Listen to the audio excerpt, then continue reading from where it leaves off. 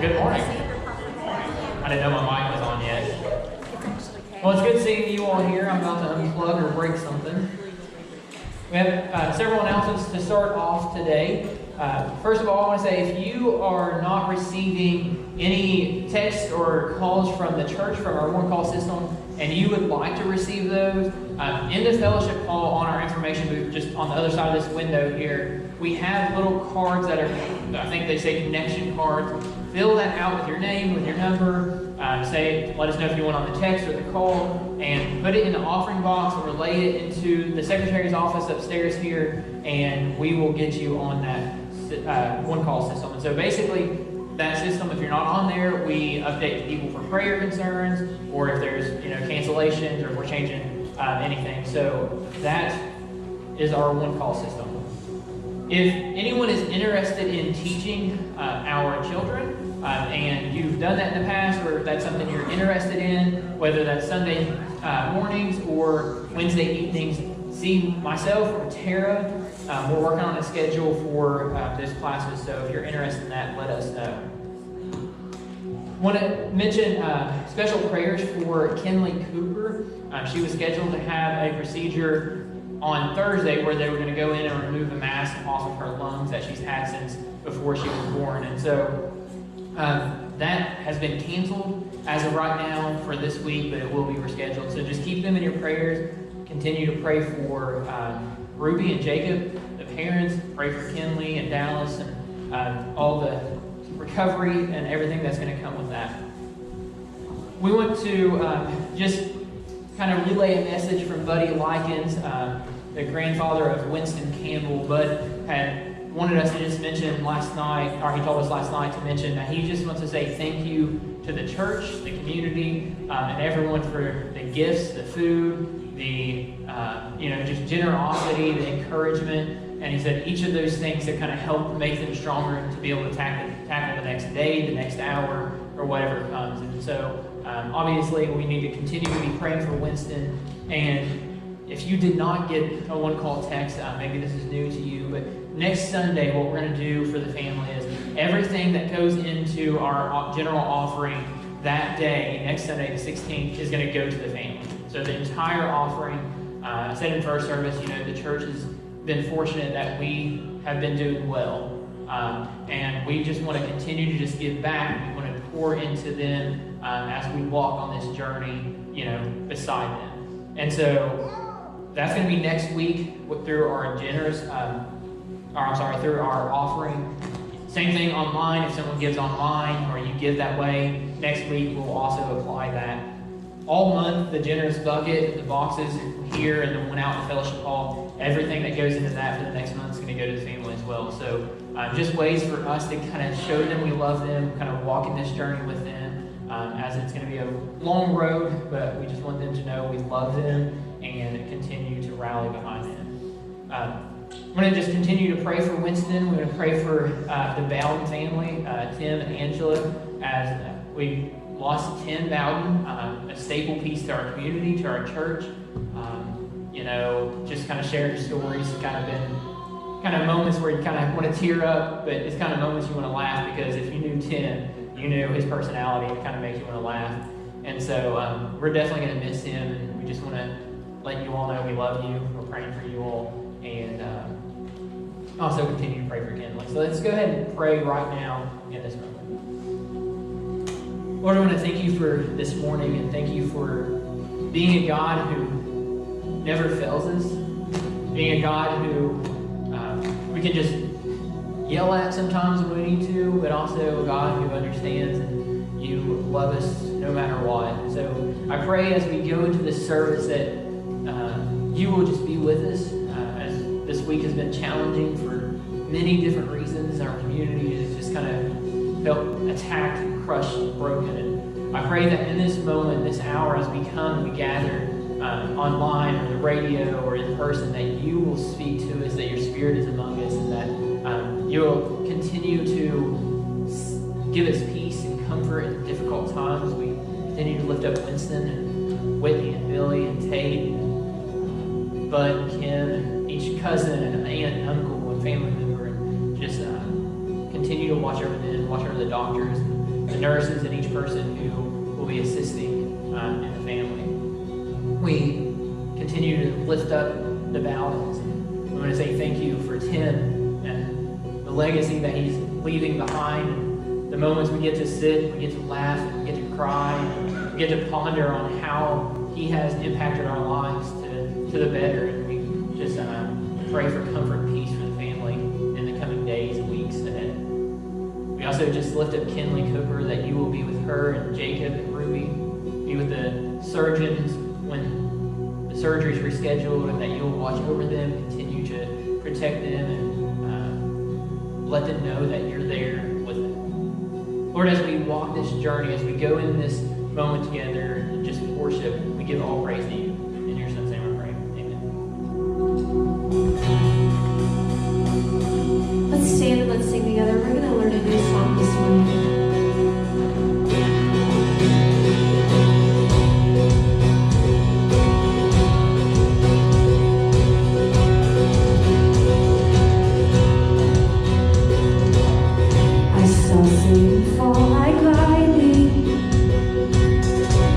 Darkness run for cover, but the miracle that I just can't get over. My name is registered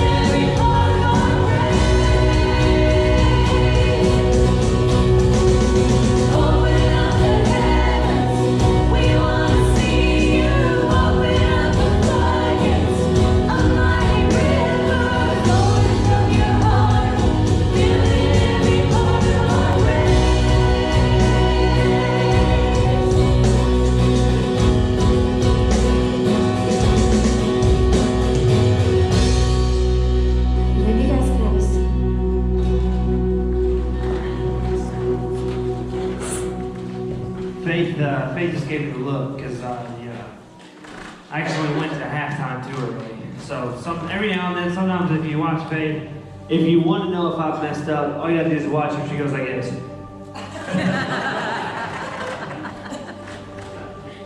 So, there's my glasses. Gosh, sorry. Man, I'm everywhere this week. It's been a really hard week, I think it's safe to say. I want to tell you a quick story about something that God showed me. So we had our prayer service on Wednesday, and it was a great time of reflection and just crying out to Jesus and coming together as a community to just lift these things up. And then yesterday we were here for Tim's funeral. It was a really hard time, and so we were leaving the church yesterday. And we hopped in my truck and we're about to take off back home to Ashland. And I start to pull out and the tire light's on. I'm like, sweet. So I'm like, okay, whatever, it's probably nothing. But then, long story short, when I bought this truck, it took me all about 2 weeks for me to pick up a bolt from a job site. And so I was hearing click, click, click, click, click, click, click, riding down the road. And I'm like, awesome. So then I went and got it patched and everything was fine. Well, then yesterday, it decided to not be okay. So, of course, I hop out, and all of a sudden, you just hear. I'm like, great. All right, so I'm like, cool. And there's one thing you have to know about me. You guys know I'm pretty forthcoming about my inconsistencies and the things that I struggle with and the things I'm working on. If you don't know this about me, I have a terrible temper. I have a short fuse. It does not take much to get me going. And in this moment, when I'm sitting here down here at this tire and I hear this airflow and I'm like, oh, I can feel it. I can feel it bubbling inside. I'm like, you've got to be kidding me. So then all of a sudden we pull off the Trace Creek parking lot. All right, man, I was wearing a pretty nice outfit yesterday. I had khakis on, and all this stuff. And of course, the ground is wet and cold because it's snowy. And I'm like, great, I'm going to get disgusting and filthy because I pop this tire off. And, do that terrible stuff. So I hop on the ground, I drop the tire, my hands are freezing. I somehow ended up to park in the wettest spot in the parking lot. And so I get completely covered. I hit my head on a strut, and then I have a bunch of grease coming down my face, and I just feel it bubbling inside of me. Getting irritated, getting angry. So then all of a sudden we get the tire back on, and we take off, and we get back to Ashland, everything's fine. I'm like, okay, I gotta replace this tire. So I call my guy, the sergeant, so I'm like, hey man, I need this, and this.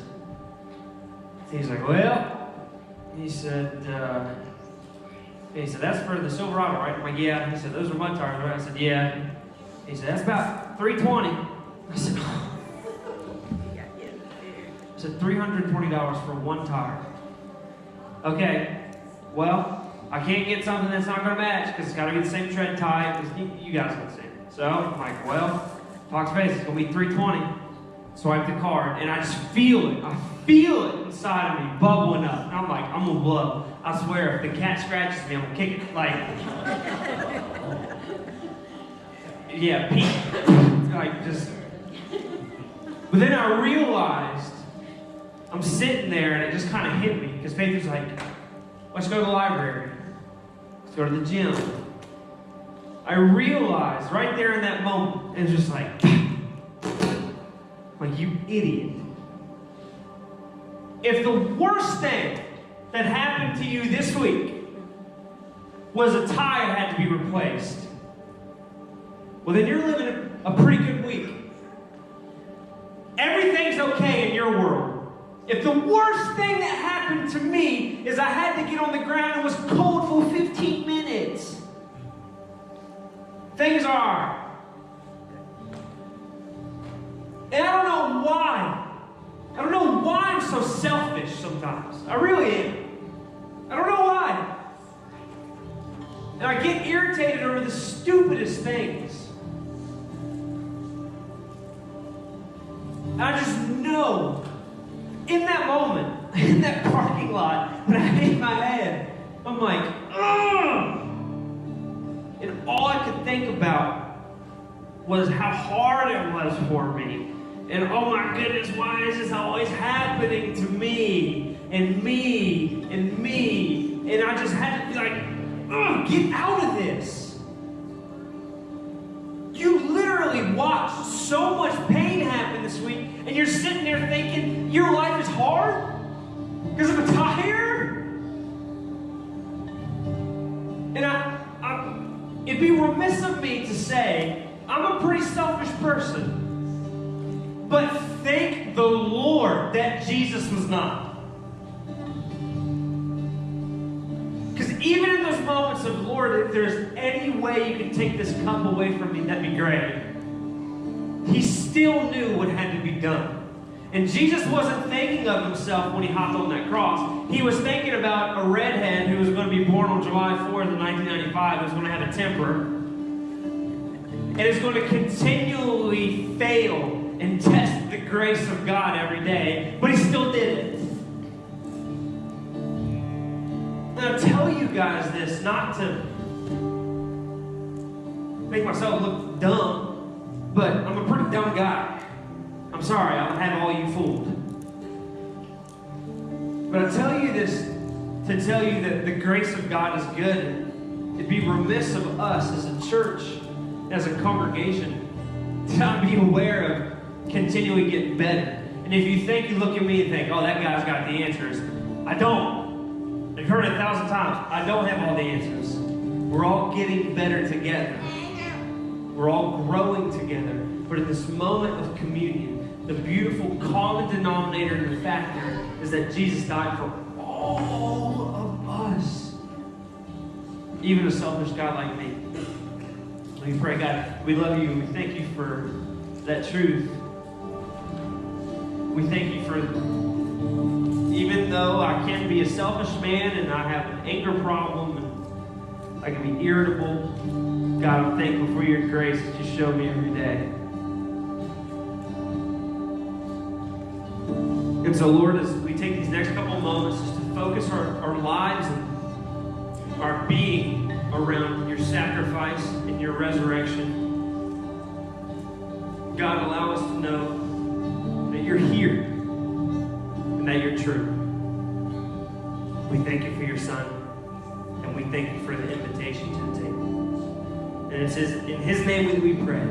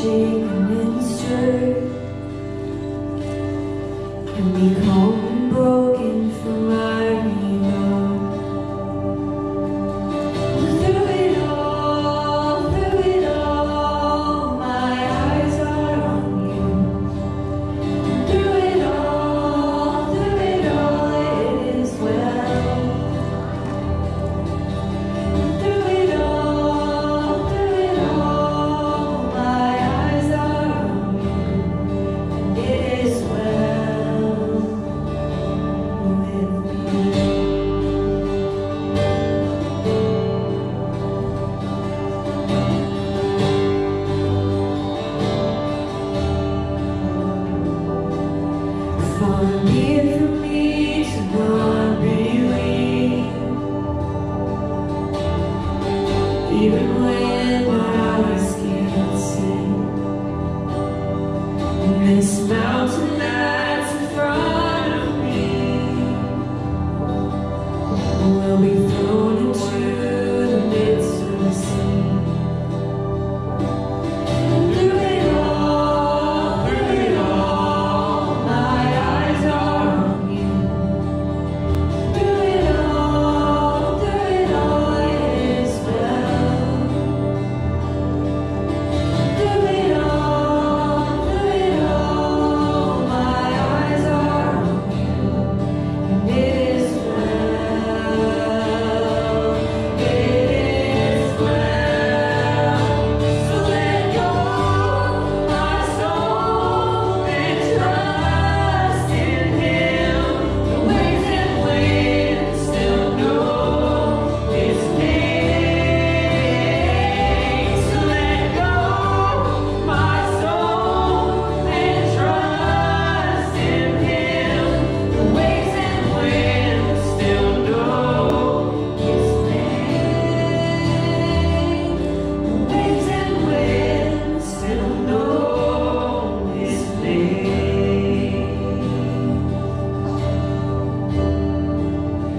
It is well with my soul. It is well with my soul.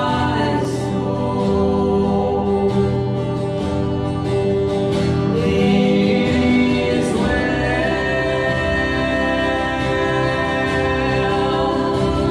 It is well.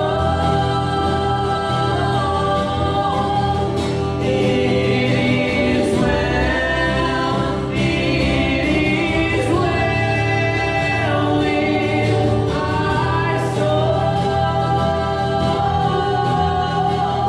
It is well. It is well with my soul. It is well. It is well with my soul. So let go, my soul, and trust in Him. The waves and winds still know His name. So let go, my soul, and trust in Him. The waves and winds still know His name. The waves and winds still know His name.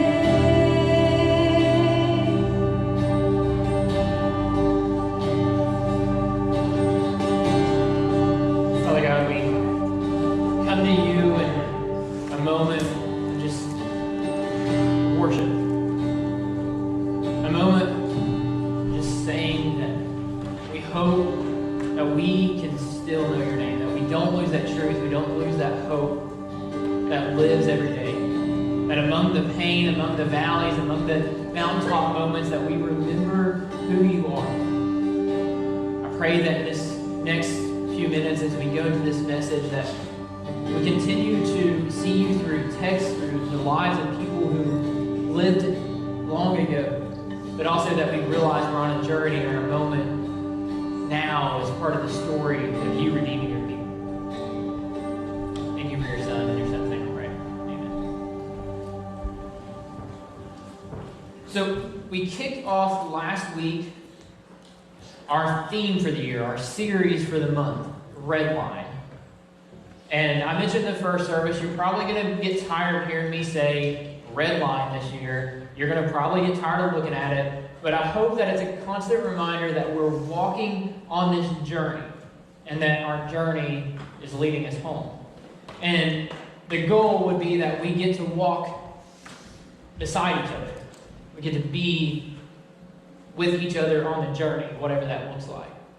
And so we talked about this red line, and Kyle kind of shared a video last week, even though he wasn't here, and talking about, the car safety stuff. We won't go to that. Right? And so, this moment where we look and stop thinking about the words of Jesus, the direction of Jesus, the moment where Jesus was willing to die on a cross, go to a tomb, and then raise again, and still is alive today.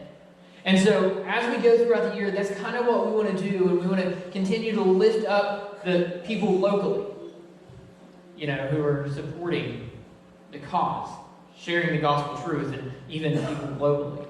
And so, as we go into this year, that's kind of one of the things we want to do. We talked about this guy named Gaius last week, and how he was encouraging the people who came through his church. The missionaries, the evangelists, those who they considered as fellow believers. And he was encouraging them. And so that's kind of one of the things we want to do, is continue to encourage each of you this year. And as we go into work, as we go into our homes, as we go into the ball fields or the ball courts or wherever you're going, that we get to be the people who are continuing to share the gospel truth. Maybe you've heard of this guy named Charles Plumb. Anybody heard of that name? If you were here first service, it doesn't count. Charles Plumb was a U.S. jet fighter pilot in Vietnam. He completed 75 combat missions when he was shot down, and he ejected his parachute and landed himself right into the enemy's hands. He then spent 6 years in a Vietnamese prison. I guess sometime after he was free, this guy comes up to him and he says, "You're Plumb." Am I good? Sorry. All right. Thanks for that, moment there. No, I'm just kidding. So he says, "You're Plumb." He said, "You flew, jet fighter, a jet into this war. You were shot down and you landed into your enemy's hands." And so he said, "You were the one who, you flew the aircraft carrier Kitty Hawk. You were shot down." And so they shook hands. They kind of had a moment there where they're talking, and Plumb was kind of confused. "Well, how do you know that?" And the guy says, "Well, I was the one who packed your parachute." And Plumb, kind of was thinking and was kind of shocked, and he was having this conversation, and the guy who packed the parachute, he said, "Well, I guess it worked because you're standing here in front of me." And Plumb had told him, he said, "If your chute had not worked, I wouldn't be here today. I would have been dead." And Plumb went on to, kind of speak publicly and share his story, share what happened, and how this guy and his efforts of packing the parachute really saved his life. The things happened behind the scenes. And he would tell how, he had viewed this guy as a sailor, and he would have never talked to him because, he was a fighter pilot, not a sailor.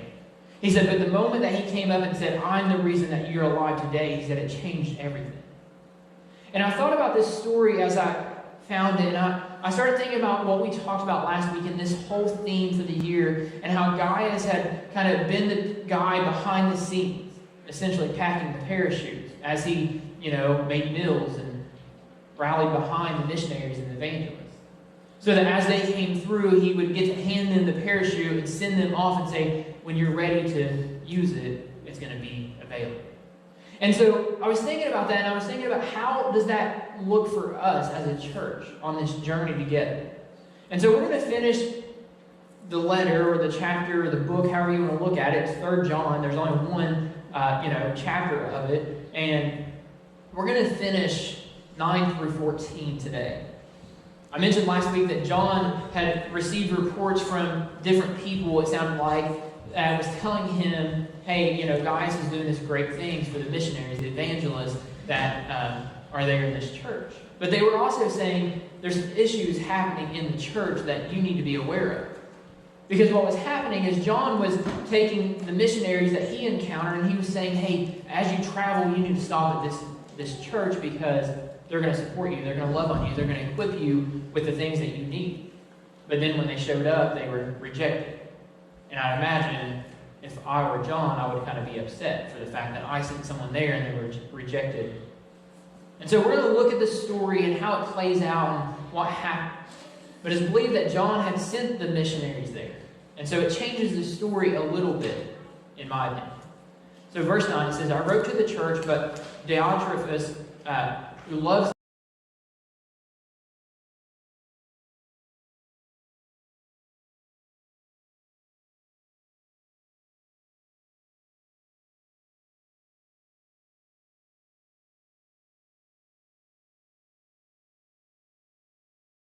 And so we have this guy, Diotrephes, who obviously is probably this guy that many of us would not get along with. Probably a guy that we would probably go, round and round with and stating our opinion or what we think is true. And this guy doesn't seem like he cares. And there's a couple of reasons why. It's possible that he was the owner of the house where the church met. Because it's not like they have churches like we do here in America today, back then. And so they were meeting in this house. And he might have been the owner of the house, which maybe would have given him the right to be, one of the leaders in the church. And so he kind of felt that it was his privilege and it's his priority to be the one to determine who was able to be part of the church or not. And if anyone was going to disagree with him, well, they just didn't have to be part of the church. And there was this moment where John is hearing these reports that he's not too happy about. He's saying something's not right about what's happening here. He's saying even the people who are continuing to share the gospel message, you're sending away. And so maybe you're thinking, why in the world is Daniel telling this story, part of this theme, kicking off the year? And I first want to say in this, I'm not saying anything about our leaders. If I'm saying anything, it's that our leaders here at the church are amazing. Our elders, our deacons, and they're supportive, and they are on mission to build the kingdom. And so I'm not saying that at all, but what I'm wanting us to understand is that there's this guy that is derailing something amazing that is taking place, the gospel truth continuing to be spread. And so John is writing this letter, and it's possible that the letter was intended for Gaius, but also a letter that might have been read to the whole church. And so I can understand why John would be upset. He's saying, listen, don't forget who you are. Don't forget your mission. Don't forget the moment where you're sending people out to continue to make disciples. And so he didn't like the idea that this guy was kind of saying, hey, if you don't agree with me, then you're out. And so he was receiving these reports, that Gaius was doing all these amazing things. And one commentator said that maybe Diotrephes was, jealous. Maybe he was jealous because Gaius was doing these great things and he was getting this praise and he was getting all of this recognition, and maybe he just said, fine, I'm done with it. I'm going to be the one to make decisions here, and I don't want these people in. But whatever the case might have been, John is trying to make sure that they understand to, stop and think of what they're doing and why they're doing it. Verse 11 said, dear friend,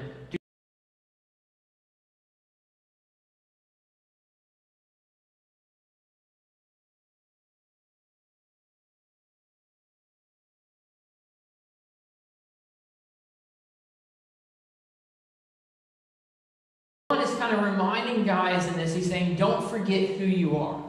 Don't fall to, the trap of saying you're not worthy, or you're not good enough, or you're not doing what God is wanting you to do. And he's saying, because the good that you're doing is coming from God, it's a direction in what God is saying to continue to send people out, continue to love the fellow Christians.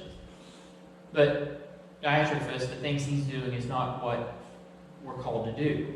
And so he's kind of giving this simple reminder of pay attention, don't forget what your mission is, and stop and reflect on that. And then he goes in and he says, Demetrius is well spoken of by everyone. You look at Demetrius here, this guy's, you don't see a lot from him. But it's possible that he was a disciple, that's, what we believe, but not a disciple as in like the 12 apostles of Jesus, but a disciple as in, one of us. Someone who's going and spreading the gospel and making more disciples. And so it's believed that he might have actually been the guy who took the letter from John and delivered it to Gaius or the church here. And so that's why he was important. People understood who he was and they believed in him because he was, adamant about spreading the gospel truth.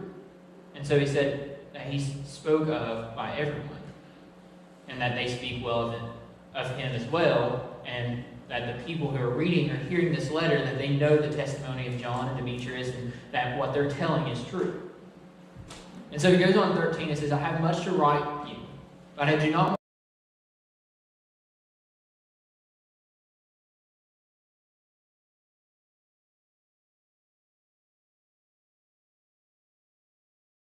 So we see this very short letter that John is writing to the church, writing to guys, and it's this moment where he's saying, listen, there's so much more that I could be writing right now, but I think it's going to be better off if I just come and make a visit. And in this ending, it doesn't say this, but I kind of see this as the text message that you send out to someone and say, hey, I'm coming over. Like, so, speak clean. Anybody know? Yeah. And so it's kind of that moment where he's like, I'm coming to town, so maybe do some cleaning up. And it's kind of this warning, like, hey, don't forget who you are. It's kind of this encouragement to guys, like, hey, continue doing the good work. And so we see this ending. He says, the friends here send their greetings, kind of this moment where, in this time, in John's time, the fellow Christians would refer to themselves as a community of friends of Jesus. And so you see in John's writings when he says friends. Maybe it's not people they've met, maybe they've met some, but they're calling each other friends of Jesus, that they are acquaintances in the fact that they, know Jesus and follow Jesus. And so this text reminds me of a moment of launching into 2022 for us not to forget our mission. We talked last week as our theme verse, kind of using this idea of continuing to spread the gospel through local missions, through global missions.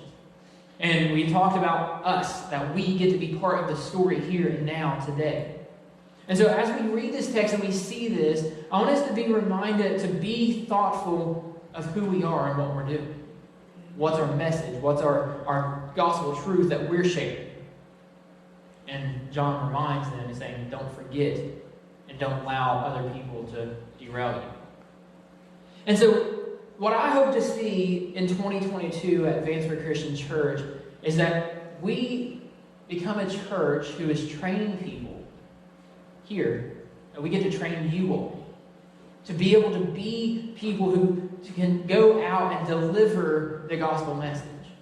I said last week, I know we're not all evangelists. I know we're not all going to be able to go up and knock on doors or come straight out and say, hey, let me tell you about this guy named Jesus, but we can prove it through our love and our actions and who we are. And so our goal is that we can be able to train you and equip you so that you can go out and save lives. That essentially, in 2022, we become a church who we're packing parachutes so that whenever they need to be deployed and bring someone home, that they can. And I've thought about this, and I think about this story. The sailor was viewed different by the pilot because of their status. But then when he realized that the sailor was the one who packed the parachute that saved his life and that, he was able to live on and tell the story, the image changed, the view changed. And so, what parachutes are we packing? And who are we packing them for?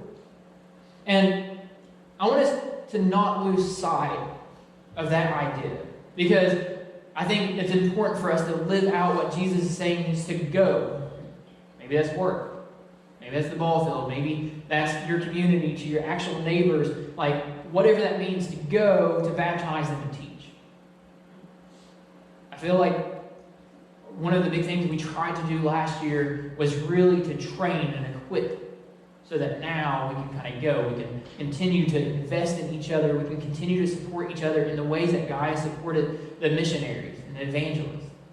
And so that this year we continue to see lives change in our community and throughout the world because of our efforts here. Last week I mentioned that, the mirror maze. The goal in a mirror maze is not to get lost, it's to get through it, to get to the end. Our goal is to, start at the beginning, wherever our journey begins, and get to the ending, which is home, the kingdom of heaven. And I mentioned how not everybody's journey is the same. Each of us in this room have a different journey. We have a different path that has led us to the point of being here this morning. And I have to remind myself very often of what that looks like and why we do the things we do. For example, yesterday evening, I'm putting up these curtains, and Teresa Bryant's in here, and I was kind of laughing, and I said, what's the point in the curtains? I mean, what's the point of spending 30 minutes putting these up and making sure that, the pipe's not showing or that they're level or all these things? And we're having these conversations, and I said, for me, it means that someone gets to watch online and be able to see what's happening because of the glare in the window. I was like, it's insignificant things, but it's a moment where I can do something. I can pack a parachute so that someone else might be able to land and be saved when they need to. And so, I hope that we get to pack parachutes this year. Whether that's behind the scenes, whether that's in classrooms, whether that's in home groups, whether that's in our workplace, wherever we're at, that we get to pack parachutes and we get to really equip people to be able to make their journey home. And maybe that might mean that some of us are trying to find that journey. The worship team's going to come up. And as they come up, what I'm going to say may make some of you feel uncomfortable, I don't know. But I've had conversations this past year, the year before, with people, and I constantly had this conversation where it's, hey, did you know someone quit going to Vancouver Christian Church, they started going to another church? Yeah, that's okay. That's fine. And we've had those conversations, had a bunch of people, and I started thinking about this, and I started thinking about our theme and what that looks like on the journey. Because if we're honest about it, no matter the church in Lewis County, no matter the church worldwide, our mission is not to be the mirror maze, the only mirror maze to ever exist. Our mission is to be, leading people on their journey home. It doesn't matter their avenue, because there are a lot of amazing churches in the world. There are a lot of amazing churches here in Lewis County and everywhere that we can look at, and their avenue, their mirror maze may look just a little bit different than ours. But isn't the end goal to get home, to get out? I know there are people who don't like my preaching style. If you're one of them, you don't have to tell me. There are people who don't like the music here, but I'm going to tell you there are a lot of places I don't like the music. There are a lot of preaching styles I don't care for. Is that a bad thing? I don't think so, because I think and know that there are people worshiping in other churches this morning in Lewis County that probably would never set foot in our church. But their journey is different than our journey.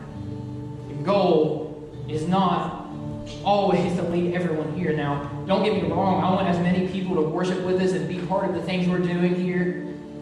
But the goal is to build the kingdom, to lead the people home. Some of the people who have went through here, maybe we were just the ones who packed the parachute for them so that they could land and find their journey home somewhere else. And so I say all of that because in 2022, I want us to remember that we're not the only church. Our goal is to get home, not to walk in the doors of a building here in town. We'd love to have you. We'd love to have anyone that's listening or that's been here. So please don't get me wrong in saying that. But I hope that our efforts here and through our efforts, that lives are changed overseas and given to Christ because of the missionaries that we support and hopefully equip to be able to land. That here in the U.S., that lives are changed through our efforts here at Vancouver Christian Church, through the missionaries that are working hard every single day, going into college campuses and going into areas that none of us probably could or would. I hope that through our efforts here that lives are changed in the state of Kentucky as we partner with other churches and we love on people and say, listen, there's something greater out there. And I hope that here in Lewis County we change lives this year for the sake of saying, listen, there's a Jesus that died for you. He rose back to life. He ascended into heaven. He's still alive today. And we get to be part of that story of God redeeming his people. And so in 2022, I hope that we become a church and we continue being a church, that we see life change through the efforts here, through our moments where we pack the parachutes, we equip people, and that you find your journey home. And that on the journey, if it means some of us, or all of us, have to step in and say, listen, let me grab hands with you and we'll walk you through it, then we want to. If there's anyone listening or here and you've never given your life to Christ, and you want to do that, and you say, I want to be part of this journey that you're talking about, that we read about in Scripture, we encourage you to seek one of us out, and we'll lead you, walk you through that. So let's go this year on a journey together so that we each find our way home. Let's pray.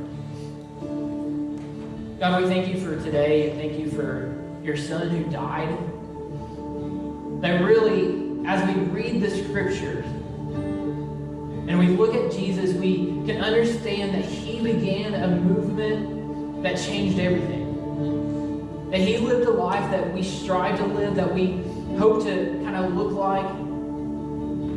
And I pray that as we, in 2022, as a church here in Vanceburg, but as a church globally, that we can start a revival. I'm not talking about a Sunday night revival. I'm talking about a revival where every single day we're on fire for you, and we want to help people find their way back home, because that's what you're calling us to do. And I pray that our story gets to become part of this bigger plan of you redeeming your people. And that the people in this building that were here this morning, that are listening online, that couldn't be here for different reasons, that they get to continue to live out the mission that Jesus challenged us all with, to go, baptize, and teach, to make disciples. And I hope that we become a church who, as devoted followers, we can continue to lead people to know your Son through sharing his love and just walking beside him. We love you, and we thank you for all that you give to us. In your Son's name I pray. Amen.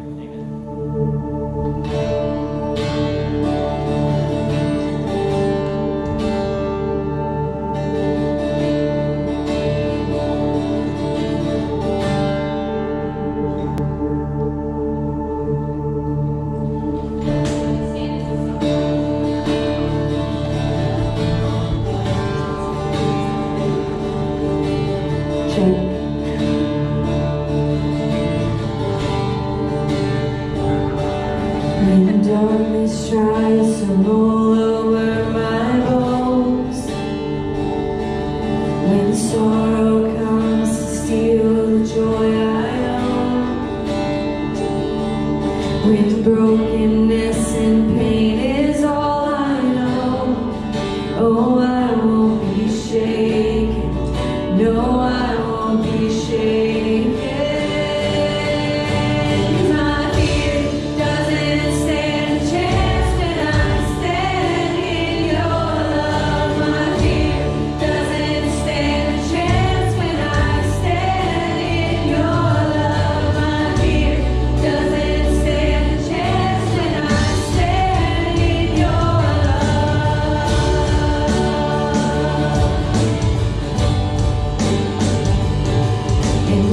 No longer has a place to hide, and I am not a captive to